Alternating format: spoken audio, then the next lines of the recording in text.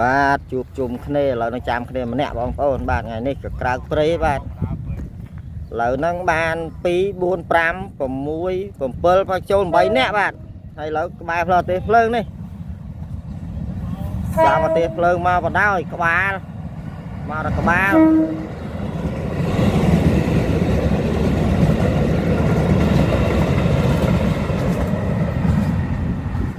ប្រែនក៏ដល់ក្បាលចូល50 ម៉ែត្រដែរហ្នឹង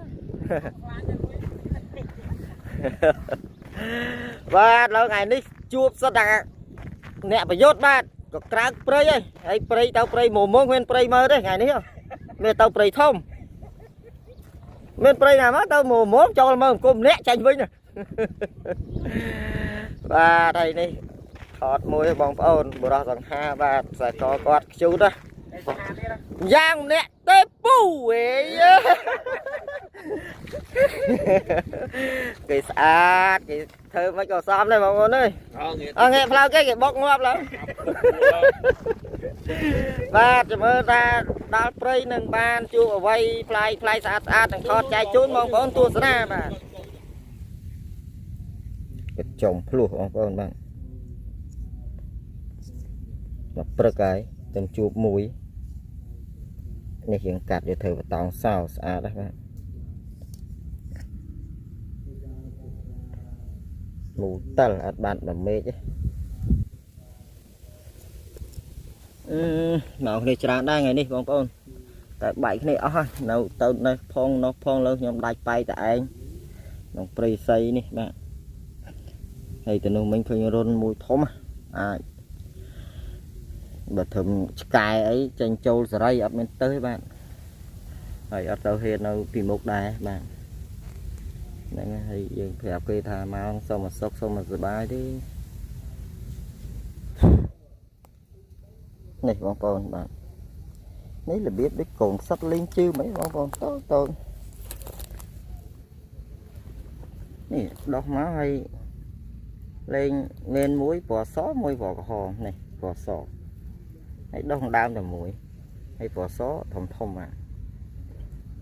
មានសមមានវយផ្កាឈូកនោះដោះមកកណូបាទដោះតាមដើមនោះដើមនេះគេកាត់មេចោលគេយកដើមបាទហើយទុកចោលចឹងនេះមកដោះផ្សិតនឹងមកកណូហើយមានពីរពណ៌ខុសគ្នាស្រឡះបាទសហងផ្កាឈូកហងបាទជួបជុំគ្នាហើយបងប្អូនបាទដល់ម៉ោងបាយអត់បានអីទេបងប្អូនអើយមកមុនមកឆ្កល់ជួយតែមួយនេះគ្រាន់តែដើមបងឯងដូមើល VIP ថតមួយមើលដូយីបើបងឯងដូខ្ញុំដូខ្ញុំសុកចិត្តបថុយបានឲ្យមើលឥឡូវពូបីក្រោនបានប៉ុណ្្នឹងបានទេពូមករុនសេរីដល់មុខដាក់មីក្រោនទេអញឹមដូចឈួតចឹងជួយលេងទៅចឹងគេមើលតែអាស័យឯងនៅញឹមគេមើលតែអាស័យឯងទៅឃ្លានអញឹមហើយអាតូស្អាតទៅអញឹមដូចឈួតយូរទៅអាស្រស់តែមើលស្រស់តែមើលលេងស្រស់ស្អីអូកស្អាតដែរបងប្អូនអើយនេះខ្ញុំគៀនមួយឯងដែរបងឯងដៃសាកនោះអូលាងទឹកមកដាក់ព្រេងជួបជុំគ្នាបានអីទេមកព្រឹកបានចំមួយអត់គាត់ខងចប់ខ្ញុំដើរពីចង្កែភ្លេចខំយកឡប់កែអ្នកធំមិញហ្នឹងបាទពូឈប់សិនមែនអាដែរញាក់បានចង